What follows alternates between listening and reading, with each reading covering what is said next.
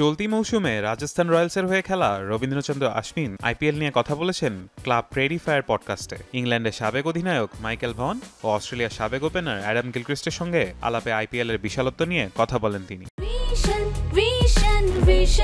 100% copper কন্ডেন্সারে তৈরি vision fridge, তাই গুণে মানে অটুট থাকে বছরের পর বছর।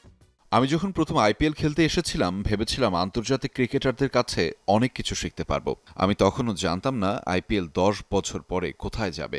এত বছর ধরে খেলছি, আইপিএল বিশাল বড় প্রতিযোগিতা। ক্রিকেটের পাশাপাশি আরও অনেক কিছু আছে। আইপিএল এর সমালোচনা করতে গিয়ে নয়, বরং অশ্বিন কথাটা বলেছেন আইপিএল কত বড় হয়ে উঠছে সেটি বোঝাতে গিয়ে। ভারতের তারকা স্পিনার গুটি কয়েক খেলোয়াড়দের একজন যারা 1.5 দশক ধরে আইপিএল এ খেলে চলেছেন। চোখের সামনে থেকে দেখেছেন টুর্নামেন্টে বেড়ে ওঠা। সে আইপিএল এর বিশালতা এত বড় যে 22 গজে ব্যাট বলের লড়াই ছাপিয়ে মাঠের বাইরের বিষয়েও আইপিএল এগিয়ে। আর তাই তো আইপিএল এখন ক্রিকেটের জায়গা নিয়ে প্রশ্ন তোলেন অশ্বিন। কখনো কখনো আমার মনে হয় আইপিএল কি আদৌ ক্রিকেট? কারণ এখানে ক্রিকেটকেই সবার শেষে রাখা হয়। এমনও সময় গিয়েছে যখন আমরা বিজ্ঞাপনের শুটিংয়ের মাঝে অনুশীলন করেছি, মাঠে অনুশীলনের সময় পাইনি।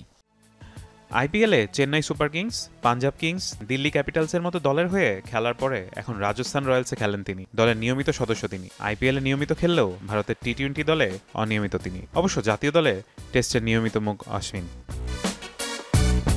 2022 সালে পরবর্তী 5 বছরের জন্য আইপিএলের মিডিয়া সত্ত্ব বিক্রি হয়েছিল 48,390 কোটি রুপিতে।